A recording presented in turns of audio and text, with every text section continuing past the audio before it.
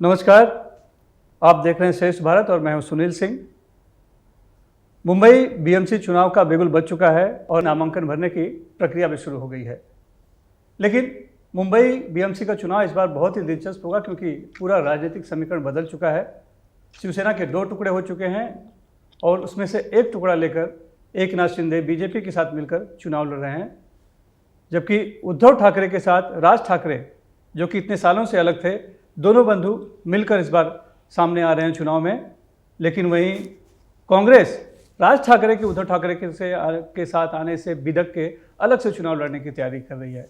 यानी बहुत ही दिलचस्प लड़ाई होने वाली है इस बार की बीएमसी चुनाव की, और ये सवाल बना रहेगा कि आखिर इस बार मुंबई किसकी होगी। इसी विषय पर हमने जो श्रेष्ठ भारत पर श्रृंखला शुरू की है मुंबई किसकी, उसमें आज हम चर्चा करेंगे कि आखिर क्यों कांग्रेस जो है कि अलग चुनाव लड़ने जा रही है, जबकि अभी जो निकाय चुनाव संपन्न हुए रिजल्ट देखेंगे तो उसकी स्थिति बहुत अच्छी नहीं है। और पुराने पहले चुनावों को भी देखें तो महाविकास आघाड़ी का घटक बनकर अगर रहती तो उसे ज़्यादा फायदा होता, या उसे क्यों दिख रहा है और क्यों ऐसा लग रहा है कि अलग चुनाव लड़ेगी तो ज़्यादा फायदा होगा। इसी बात पर चर्चा करने के लिए आज हमने आमंत्रित किया है कांग्रेस के मुंबई के बहुत ही वरिष्ठ नेता और मुंबई कांग्रेस के महासचिव एडवोकेट विजय सिंह जी को। नमस्कार, आपका स्वागत है। और हमारे साथ हमेशा की तरह मौजूद हैं शैलेंद्र श्रीवास्तव जी, राजनीतिक विश्लेषक। भाई, सबसे पहले आपसे ही प्रश्न करना चाहूँगा कि एक तरफ आप देख रहे हैं कि जिसको आप लोग महाशक्ति कहते हैं, बीजेपी और शिवसेना एकनाथ शिंदे एक साथ मिलकर चुनाव लड़ रहे हैं, और आप लोग जो है कि ऐसी परिस्थिति में जब उसका मुकाबला एक साथ मिलकर करना चाहिए तो आप एक अलग राह पकड़ रहे हैं। कांग्रेस हमेशा इस तरह की बातें क्यों करती है कि उसके नुकसान में ही जाए, या अपने पैर पे कुल्हाड़ी क्यों मारती रहती है? सुनील जी, सबसे पहले आज आपके इस श्रेष्ठ भारत का आपका जो उपक्रम है उसके जरिए तमाम आपके जो दर्शक हैं उनको मैं आने वाले दिनों में क्रिसमस और नए साल की शुभेच्छा देता हूं। देखिए, आपको ये समझने की ज़रूरत है कि कांग्रेस जो है वो कोई शिंदे की पार्टी या अजीत पवार की पार्टी इस तरह की पार्टी नहीं है। कांग्रेस एक बहुत ही जिम्मेदार पार्टी है जिसका पूरे देश में प्रेजेंस है। उसकी अपनी एक, आप थोड़ा कम ही कह सकते हैं, लेकिन पूरे देश में उनका अपना एक नेटवर्क है। आज़ादी की लड़ाई से वो जो स्ट्रगल था, उस स्ट्रगल से पैदा हुई पार्टी है। तो हम हमारे देश के जो रहवासी हैं उनके बीच में कोई भेदभाव हो इस तरह से हम कोई भूमिका नहीं लेते। देखिए, हम कोई ऐसी बात भी नहीं करते। आप देखो, हाल फिलहाल में ऐसे कितने नज़ीर हैं, कितने एग्जाम्पल्स हैं कि भारतीय जनता पार्टी जो इस समय पूरे देश में अमूमन काफ़ी संख्या बल के हिसाब से देखें तो देश में प्रधानमंत्री हमारे हैं, स्टेट के ढेर सारे स्टेट्स में उनके शासन है, लेकिन उसके बावजूद भी उन लोगों की जो उनका जो कहना है और उनका जो वर्तन है, हमारे प्रधानमंत्री जब वो शुरुआत में जब आए थे तो उनका ये नारा था कि ना हम खाएंगे ना खाने देंगे। लेकिन सभी को याद है कि प्रधानमंत्री का एक भाषण एनसीपी पे सीधे सीधे उनका अटैक, जहाँ पे वो ये कहते हैं कि ये जो लोग हैं इन्होंने इतना बड़ा घोटाला किया है और हम उसके बारे में जो भी जरूरी प्रक्रिया है वो हम करेंगे। और उसके ठीक दूसरे दिन जिसके ओर इंगित किया उन्होंने, अजीत पवार जो है वो महाराष्ट्र के शासन में एक मंत्री पद की शपथ लेते हैं और आज भी आप देखिए वो डिप्टी चीफ मिनिस्टर। मैंने ये एग्जाम्पल दिया, जो दर्शक हैं उनको भी पता है ये जो मैं बोल रहा हूँ ये कोई एक नज़ीर है, ऐसा अमूमन होता है। तो बीजेपी के ऊपर उनके लिए सत्ता हासिल करना उनका जो है वो मुख्य उद्देश्य है। किसी भी तरीके से एन केन प्रकारण अभी फिलहाल अभी ये जो पिछला जो हमारा ग्राम पंचायत और नगर पालिका के जो चुनाव हुए, ये न्यूज़ मैंने देखा, न्यूज़ में, मुझे उसके बारे में बहुत जानकारी नहीं है, लेकिन न्यूज़ में ही मैंने देखा कि बीजेपी के कोई एक आमदार के समर्थक, उन्होंने ढेर सारे लोगों को, महिलाओं को हम आपको 4,000 देंगे, ऐसा बोल के एक कमरे में बंद रखा गया था। ये न्यूज़ आइटम है, ये रिकॉर्डेड मैटर है। उसके पीछे का जो भाव है वो क्या है कि उनको किसी भी तरीके से शासन चाहिए। तो हम कांग्रेस हैं, कांग्रेस ने क्या मैं अपनी बात पूरी कर लूं। हम कांग्रेस हैं, हम ऐसा कर नहीं सकते। ऐसा आप कह रहे हैं, लेकिन पहले की कांग्रेस ने भी इस तरह से किया हुआ है, साड़ियाँ बांटी गई है, ये सब तो होता रहा है चुनाव जीतने के लिए। आप तो चैरिटी तो कर नहीं रहे हैं कि कांग्रेस चैरिटी कर रही है, बीजेपी जीतते जाए कोई बात नहीं, हम हारते जाएंगे।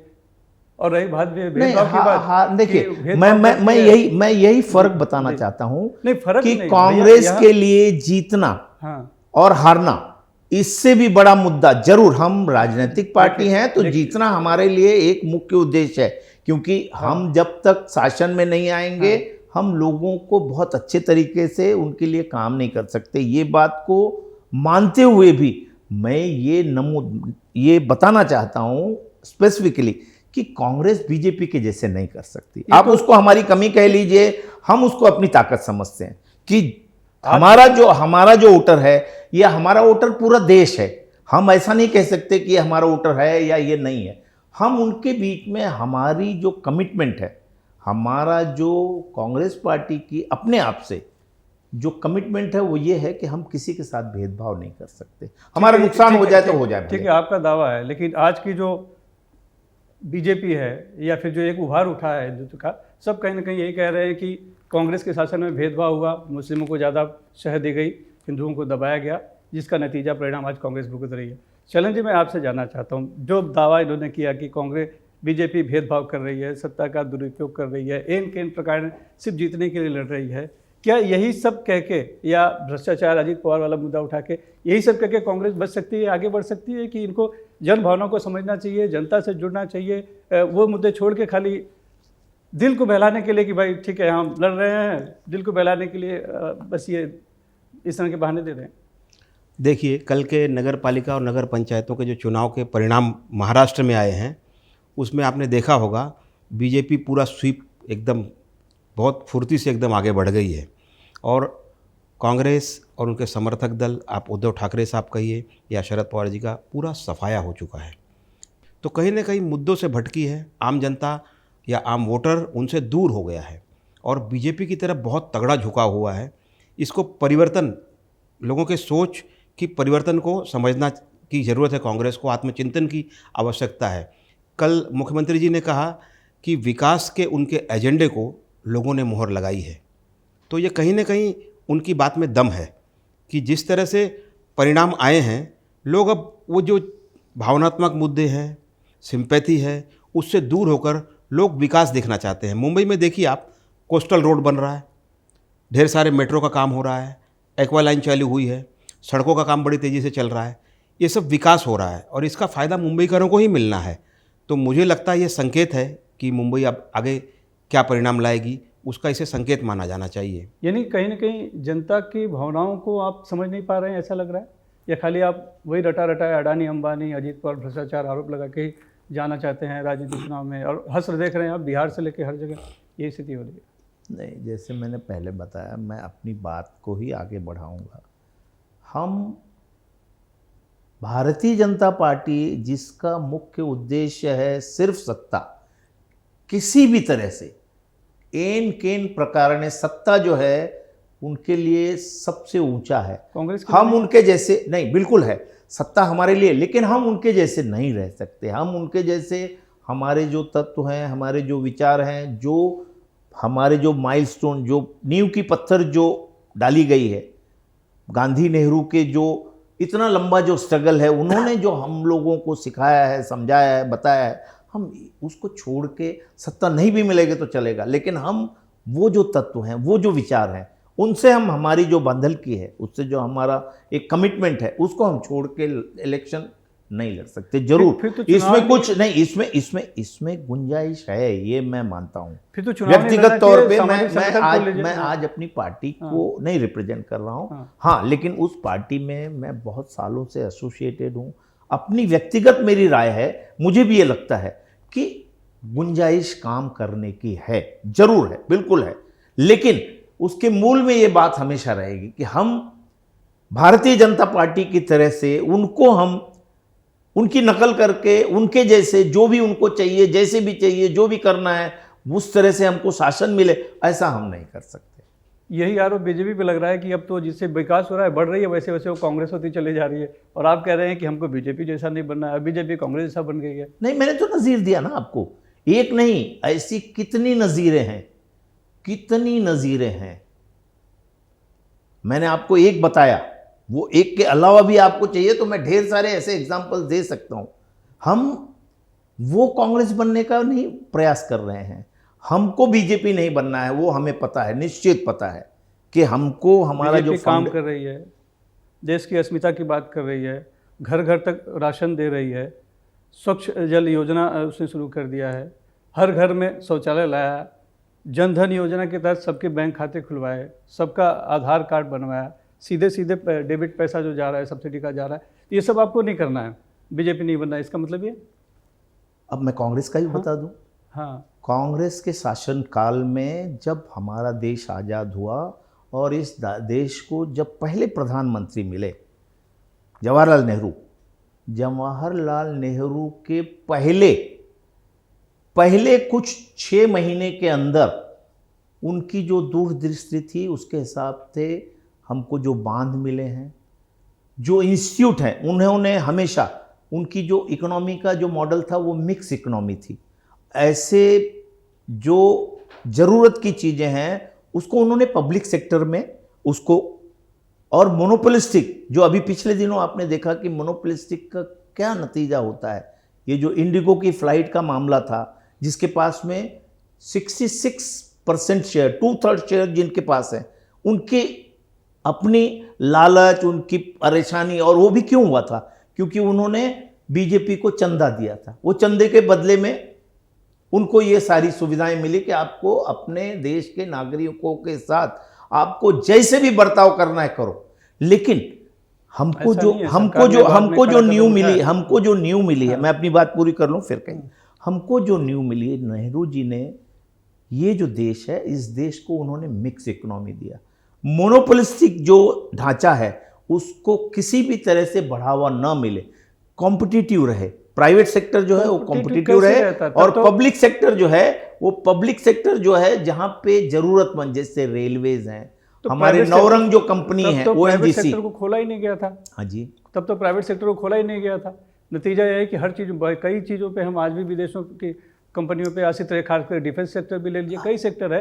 लेकिन हम फिलहाल भैया बात कर रहे हैं बीएमसी चुनाव की। हाँ जी, ये तो राष्ट्रीय मुद्दे हो गए, जिसका कि मेरे ख्याल से एग्जाम्पल दे रहा था कि जैसे ये होता है कि ये विकास हुआ, ये विकास हुआ, तो आप ये कहना चाहते हैं कि 2000 के पहले तक का जो देश था, उस वक्त देश में कोई विकास नहीं हुआ, बंबई शहर में कोई विकास ही नहीं हुआ, ऐसा तो नहीं कह सकता कोई। तो जो रफ्तार बहुत धीमी थी, शासन में जो रहे, यही मैं कह रहा हूं, ये रफ्तार धीमी थी या बहुत तेज थी, ये जो बात है, इसका मूल्यांकन, इसका आकलन, इतिहास का जब भी आप मूल्यांकन करेंगे, आपको उस परिप्रेक्ष्य में उस दिन आपको जाना पड़ेगा। आज जो रफ्तार है, उस रफ्तार से उस रफ्तार को अगर कंपेयर करेंगे तो मैंने बताया ना, कोई ऐसा इंस्टीट्यूशन नहीं बना है। समय बदल गई, तकनीकियां बदल गई, सब कुछ बदल गई। अब तो रफ्तार की बात है। हाँ, अब रफ्तार के साथ अगर धारा के साथ नहीं बहेंगे तो फिर क्या, कैसे करेंगे? रफ्तार नहीं पकड़ेंगे तो कैसे होगा?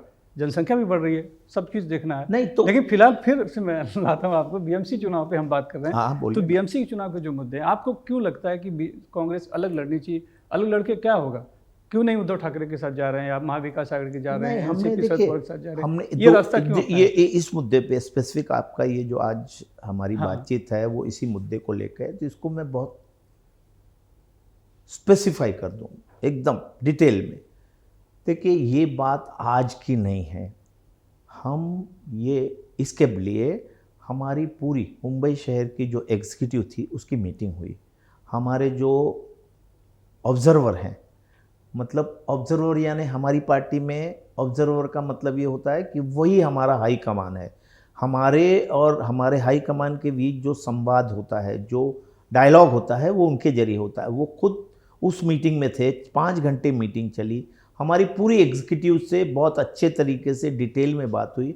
और उस दिन कम से कम ये 4 महीने 5 महीने पहले की बात है, चिंतल्ला जी, रमेश चिंतल्ला हमारे ऑब्जर्वर हैं यहाँ के, उनके प्रेजेंस में हमारा फुल कोरम, हमारी अध्यक्षा माननीय वर्षाताई और भी जितने भी लोग, पॉलिटिकल कमेटी थी हमारी, वो सारे लोग उस दिन हमने ये तय किया कि ये जो चुनाव होता है, देखिए हमने पार्लियामेंट में इकट्ठा लड़ लिया, असेंबली में हमने साथ में मिलकर लड़ लिया, लेकिन ये जो चुनाव होता है ये ज़मीनी स्तर का चुनाव होता है। इस ज़मीनी स्तर चुनाव पे हमारा जो अंतिम, हमारा जो कार्यकर्ता है, जो हर घर में हमारा संदेश पहुंचाता है, ये उसका इलेक्शन होता है। तो सब ने मिलकर ये तय किया कि ये जो मौका है हमारे उस आदमी के लिए, ये चुनाव लड़ने का जो मौका है, हमको उससे नहीं छीनना है। ये अहम वजह है। बाकी जो बातें हैं वो उसके बाद जैसे जैसे डेवलपमेंट हुआ, ये 5 महीने पहले तब ये भी तय नहीं था कि मनसे और शिवसेना साथ में आ रही है, मोटा मोटा उस दिन तक ये बात तय नहीं थी। तो उस दिन ये बात तय हो गई और उसी को चिंतला जी ने, उसी बात को, क्योंकि वो सबकी राय शुमारी के बाद में वो बात तय हुई थी कि हमको उस अंतिम जो हमारा कार्यकर्ता है उसके इलेक्शन लड़ने का जो ये मौका है, हमको उससे नहीं छीनना है। बातें सुनने में तो अच्छी लग रही है, लेकिन वो जो अंतिम कार्यकर्ता है, क्या उस अंतिम कार्यकर्ता, सच्चे कार्यकर्ता को चुनाव में टिकट मिलता है? टिकट तो उसको दिया जाता है जिसका पैसा हो, पावर हो। कौन सा अंतिम कार्यकर्ता जो होगा जिसको मलाड में टिकट दिया जाएगा कांग्रेस का, कौन सा होगा जिसको नागपाड़ा या दूसरे जगहों पे दिया जाएगा या गोंडी में दिया जाएगा? ये इस बात का तो किसी जवाब घर परिवार का सुनील जी, किसी राजनीतिक परिवार ये जो बात है इसका जवाब मैं उसी दिन दे पाऊंगा जब ये सही में, ये अभी आरोप है लेकिन अभी तो गर्व में है, किसको मिलेगा। हो सकता है सही लोगों को टिकट मिले, हो सकता है 2, 5, 10% अपवाद हो सकता है, अपवाद हो सकता है। अमूमन मेरा भरोसा अभी भी, मेरा विश्वास है कि कांग्रेस में इस बार जो जमीनी स्तर के कार्यकर्ता हैं उनको ही पार्टी लड़ाएगी। लेकिन जीतना लक्ष्य नहीं होगा, सिर्फ लड़ाना नहीं, लक्ष्य जीतना, देखिए क्योंकि चुनाव जब लड़े जाते हैं, नहीं वोट बटे हुए हैं शैलेश जी, वोट इतने बट गए हैं। कांग्रेस जो है एकदम अलग लड़ेगी, सपा अलग लड़ने जा रही है, एनसीपी शायद महाविकास आघाड़ी का घटक बनी रहे उद्धव ठाकरे और राज ठाकरे के साथ, बीजेपी शिवसेना एकनाथ शिंदे अलग है। ऐसे में कांग्रेस के लिए बचता क्या है? तो जो वो सिर्फ मतलब अपनी मन की इच्छा पूरी करेगा लड़के, जीतने के लिए कुछ जमीन तैयार नहीं करने देंगे आप उसको। देखिए, चुनाव लड़ना और चुनाव जीतना, मैं ऐसा मानता हूं कि जब भी कोई भी आदमी चुनाव लड़ता है, पार्टी हो या इंडिविजुअल हो, जब वो चुनाव लड़ता है तो वो जीतने के लिए लड़ता है। अब इसका एक दूसरा जो आपने बताया ना, उसका एक दूसरा भी पहलू है। दूसरा पहलू ये है कि जितने ज़्यादा लोग लड़ते हैं उसमें जो वोट है वो बहुत, उसका जीतने का जो मार्जिन है, मतलब मान लीजिए 10,000 वोट है टोटल और उसको आप 6 हिस्से में बांट दीजिए, तो जिसको 3,000 वोट मिल जाएगा वो जीत सकता है। तो एक तरह से ये बहुत डिफिकल्ट है और एक तरह से बहुत आसान यानी है। उम्मीद भी रखी गई है कि बिल्कुल लॉटरी लग सकती है उसमें। बिल्कुल। लेकिन भैया ये बताइए कि फिर आपके साथ रहेगा कौन? सामान्य वर्ग जो है, या जिसको आप हिंदुत्व कहिए या बीजेपी के लोग कहिए या अंधभक्त कहिए, वो तो बड़ी बहुतायत संख्या में एक तरफ हो गए, तो मुस्लिम और दलित बचते 2 हैं। मैं ऐसा नहीं, क्या ये दोनों आप लोग के साथ आएंगे? मैं ऐसा मानता हूं कि आज भी पूरे देश में एक वर्ग है, हो सकता है उसकी मात्रा वो इतने नंबर में ना हो कि वो हमको जिता सकें, हरा सकें किसी और को, वो मान सकता हूं मैं, सब जगह नहीं, लेकिन उसके साथ ये तो आपको मानना ही पड़ेगा कि ऐसे लोग आज भी हैं जो सिर्फ और सिर्फ कांग्रेस को वोट देते हैं, सिर्फ और सिर्फ कांग्रेस को। उसमें मैं किसी ये मेरा वोटर है ये ऐसा नहीं है, एक सोच के लोग हैं जिनको ये लगता है। कम हो गए हैं वैसे, ठीक है, ठीक है, मान लिया मैंने, उस चीज को मान लिया, इसीलिए तो मैं कह रहा हूं ना।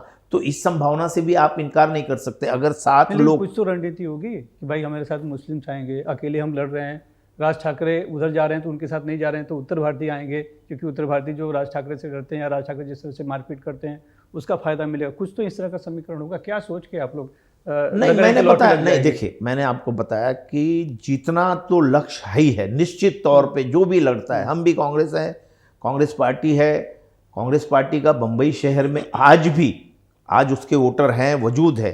लेकिन वोटर जो है ना, वोटर को आपको ये कन्विंस करना पड़ता है कि आप जीत रहे हैं। एक समय था कांग्रेस बीएमसी में सत्ता में रहती थी, बिल्कुल महापौर बनाती थी। Exactly. आज सिमटते सिमटते 30 तक के आंकड़े में मैं वही कह रहा हूँ। तो और इस बार तो लग रहा है कि और कम चली जाएगी, जिस तरह से आप लोग अकेले लड़ रहे हैं। लड़ाई के केंद्र दोनों बनेंगे, ठाकरे बंधु और बीजेपी एकनाथ शिंदे। मैं आज भी आपको बताऊं सुनील जी, आज भी व्यक्तिगत तौर पे मेरा यही मानना है कि अकेले लड़ने का कांग्रेस को फायदा होगा, ये निश्चित है। पिछला हमारा जो टैली था, पिछला जो हमारा टैली था, उससे हमारा टैली ज्यादा होगा।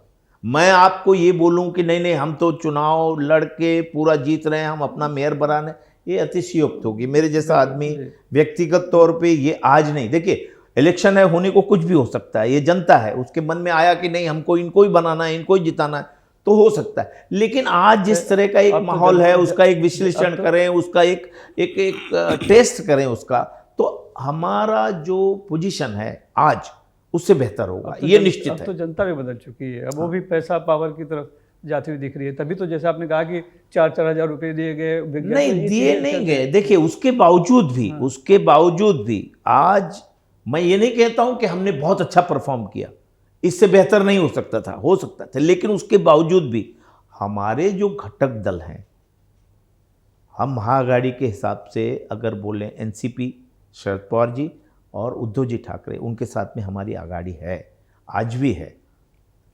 उनसे बेहतर हमारा प्रदर्शन है महाराष्ट्र में, अकेले लड़के भी।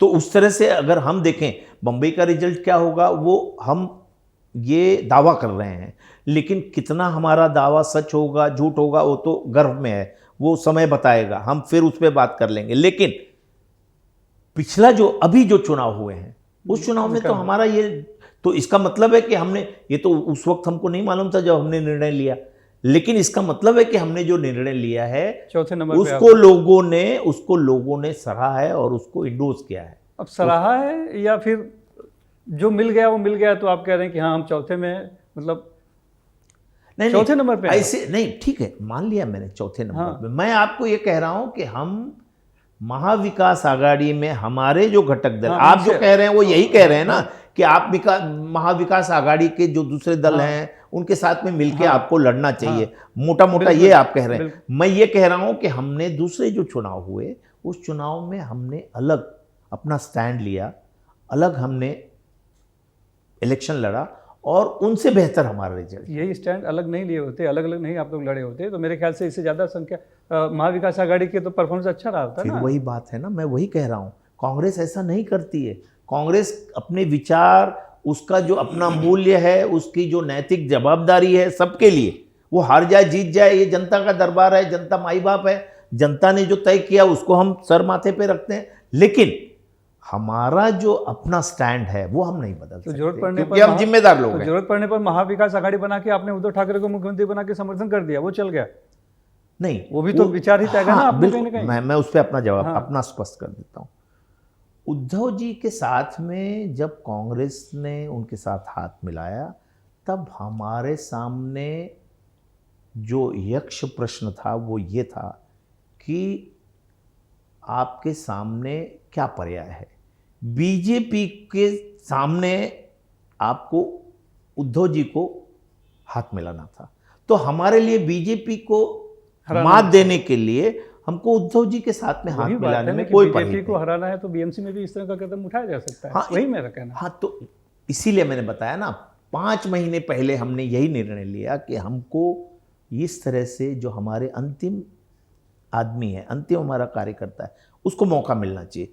हमने तय कर लिया, अब हम उसके साथ खड़े हैं। उसका फायदा नुकसान जो होगा वो तो एक बात है, लेकिन हम अपने उस कार्यकर्ता को मौका देना चाहते हैं, ये हमारा स्टैंड है। चलिए, आपकी पार्टी अब एक तरह से संत हो गई है, सामाजिक संगठन हो जाएगी, क्योंकि आपका लड़ना जीतना उद्देश्य नहीं रह गया है, सिर्फ लड़ना है। तो मुझे नहीं ऐसा नहीं, देखिए अभी ऐसा है, अभी हम जहाँ पे शासन में अभी भी हम हैं, आज भी हमारा जो संख्या बल है, पिछला शासन में जहाँ आप हैं, वहाँ कह रहे हैं Congress is Muslim, Muslim is Congress, उसी का परिणाम ये हो रहा है। नहीं देखिए, आज इसको अब बहुसंख्यक आप इसको तो मानेंगे, समाज को क्यों आप लोग दूर भाग रहे हैं या दूर कर रहे हैं? बिल्कुल नहीं, ये जो आरोप है ना, ये कोई इसमें तथ्य नहीं है। उन्होंने मुख्यमंत्री ने कहा है, कांग्रेस के मुख्यमंत्री ने। आप ये बताइए कि कहीं भी जो हमको वोट मिलते हैं, क्या माइनॉरिटी के वोट से हम इतना, जो भी आज हमारा जो संख्या बल है करीब करीब 100 लोग हमारे पार्लियामेंट में, क्या सिर्फ माइनॉरिटी के वोट पे हम वहाँ पहुँच जाते हैं? सभी लोग वोट देते हैं तो ना। बात है फिर भी तो अगर उनको लगता है, ये एक तरह का दुष्प्रचार है जिसको अभी आज के भाषा में नरेटिव कहते हैं। इस तरह का एक नरेटिव बनाया जाता है और उसके लिए जो यंत्रणा लगी है, मतलब जैसा और उसके लिए जो धन का उसके लिए स्रोत है, वो एकदम खोल जैसा दिया। नैरेटिव कोई नैतिकता बीजेपी के लिए जैसा नहीं है। नैरेटिव आप लोगों ने लोकसभा में बनाया कि आरक्षण खत्म होने जा रहा है, संविधान बदलने जा रहा है, ये उसका हमने फायदा नहीं आप लोग कहा। को मिला। ये हमने नहीं कहा। सुनिए, नहीं, नैरेटिव तो ये नहीं आप बता रहा हूँ, कांग्रेस ने नैरेटिव नहीं है, बनाया। मैं बता रहा हूँ। ये जो बात है, ये मुझे अभी नाम नहीं याद, अयोध्या के हाँ। एक एमपी थे, बराबर है तो अयोध्या, सुनिए ना, हाँ। अयोध्या के जो एमपी थे, बीजेपी के एमपी थे, उन्होंने ये कहा कि भाई अगर हमको इतनी सीटें मिल जाएंगी तो हम संविधान भी बदल देंगे। बाद में प्रधानमंत्री ने खंडन किया कि मैं भी चाहूं तो संविधान नहीं बदल सकता हूं, लेकिन वो बात मानी नहीं गई। खैर, आपके लोगों ने, उसी तरह आपके कांग्रेस के मुख्यमंत्री ने भी कहा था। फिर हम इसी पे आते हैं। मेरा जो सवाल था कि जो मुंबई में आपने उम्मीद पाले रखी, एक तो अच्छी बात है कि चलिए पुराने कार्यकर्ता हैं, पहले संगठन से जुड़े, उनको मौका मिलना चाहिए, लेकिन वो जीते भी, उसके लिए पार्टी क्या कर रही है? हम पूरा प्रयास करेंगे। राहुल गांधी और सोनिया का, माफ कीजिए, प्रियंका गांधी ने कह दिया कि वो तो प्रचार करने आएंगे नहीं, तय हो गया, वो करेंगे नहीं। मतलब इसके ऊपर मैं आधिकारिक रूप से अभी कुछ नहीं कह सकता, अभी मैं नहीं कह सकता। ये कि संजय राउत ने बेचारे ने कल प्रयास किया, राहुल गांधी से 15 मिनट फोन में बात की कि मिलकर लड़ लीजिए, नहीं, उसका भी कुछ परिणाम नहीं आया। नहीं, देखिए ऐसा है कि हर वो आदमी कांग्रेस के साथ में जिसके संबंध है, कांग्रेस भी उस तरह से अपना संबंध निभाती है। ऐसा नहीं है कि कांग्रेस किसी के साथ में कोई उसका काम हो गया तो उसको, उसने जिस तरह से बीजेपी का पूरा तरीका है कि उसने उससे चूस लिया, अपना काम हो गया तो उसको डस्टबिन में डाल दिया, वो चाहे वो पंजाब के बादल हों या ऐसे बहुत सी नज़ीरें। तो ऐसा नहीं, कांग्रेस के साथ में कांग्रेस का एक बार नुकसान हो भी जाए तो भी जिसके साथ वो रिश्ता है, तो हम लोग इसके लिए शिवसेना के, शरद पवार जी के बहुत आभारी हैं कि वो चाहते हैं ऐसा। लेकिन हम लोगों की अपनी एक पार्टी है, हमको अपने तरीके से वो सोचने का, विचार करने का, लड़ने का, वो तो हमारा अपना प्रिविलेज है, हमको अधिकार है। लेकिन इसका मतलब ये नहीं हुआ कि उसके लिए हमारे मन में दूसरी पार्टियों के लिए कोई दुर्भाव है, कोई दुर्भावना है, या उस व्यक्तिगत लोगों के लिए भी हमारे मन में उन लोगों के लिए बहुत आदर है, क्योंकि हम लोग उनके साथ काम कर चुके हैं। हम लोग एक मिशन पे थे कि भाई हम लोग ये सब मिलके ये इनको हराएंगे, और उसमें हमको जो भी सफलता मिली, कितने दिन के लिए मिली वो एक बात है, लेकिन उससे हम कोई परहेज नहीं। आगे कल फिर कोई इलेक्शन होगा तो हम फिर साथ हो जाएंगे। यानी पार्टी भले खत्म हो जाए, लेकिन आपको अपने अधिकार की ज्यादा चिंता है। अच्छा, नहीं, बिल्कुल अस्तित्व खत्म नहीं होगा। नहीं, चैलेंज क्या कहना चाहेंगे? विजय जी ने जिस तरह से बातें की, अपने अधिकार की बात की, बीजेपी की तरह नहीं बनने की बात की, सबसे अच्छी बात की कार्यकर्ताओं को, निचले कार्यकर्ताओं को मिलेगा। क्या लगता है कि क्या परफॉर्मेंस होगा इस पूरे स्थिति में? बीएमसी चुनाव में कांग्रेस की स्थिति क्या रहेगी अब तक? क्या अब राजनीतिक परिस्थितियों को देखकर कांग्रेस को अब अपनी खोई हुई जड़ों को तलाशने की इच्छा जागृत हुई है। लेकिन लग रहा है तलाश रही है जड़ों को, लग रहा है अब उन्होंने, देखिए अभी हाल ही में 1-2 दिन पहले ही उन्होंने उत्तर भारतीयों का एक सम्मेलन बुलाया, उसमें बनारस से अजय राय जी को बुलाया, अविनाश पांडे जी को बुलाया। लेकिन मुंबई के सभी उत्तर भारतीय नेता, एक तो खाली बीजेपी जैसे को छोड़ दे, फिर मुझे तो सब बीजेपी में जा चुके। अब मुझे ये देखना है कि वो दूसरे समुदाय के लिए भी इस तरह की बैठकें बुलाते हैं क्या, जिस तरह से सबको जोड़ना चाहते हैं, अगर भेदभाव नहीं करना चाहते हैं तो उनके लिए जड़ों को तलाशना ही सबसे बड़ा अभी काम है। इसीलिए शायद वो अलग होकर और अपने मूल चले लोगों को ढूंढ रहे हैं। मतलब एक सकारात्मक कोशिश के तौर पे इसे देखा जाए। धन्यवाद भैया, आप आए, आपने अपने विचार रखे। धन्यवाद। आपके श्रेष्ठ भारत के लिए मेरी बहुत बहुत शुभेच्छा है। आप दिन दूनी रात चौगुनी प्रगति करें, पूरे बम्बई शहर में आपकी आवाज़ घर घर तक पहुँचे, इस कामना के साथ फिर से एक बार सभी दर्शक को नए साल की और क्रिसमस की ढेरों शुभकामनाएं। धन्यवाद, आपने मुझे बुलाया, बहुत बहुत धन्यवाद। तो इस बातचीत को यहीं ख़त्म करते हैं। अगली श्रृंखला में फिर मिलेंगे, एक नए मुद्दों के साथ चर्चा करेंगे, नए मेहमानों के साथ में। तब तक के लिए धन्यवाद। श्रेष्ठ भारत पर खबरों से जुड़े रहने के लिए चैनल को सब्सक्राइब और लाइक करें, बेल आइकन दबाएं और देखते रहें श्रेष्ठ भारत।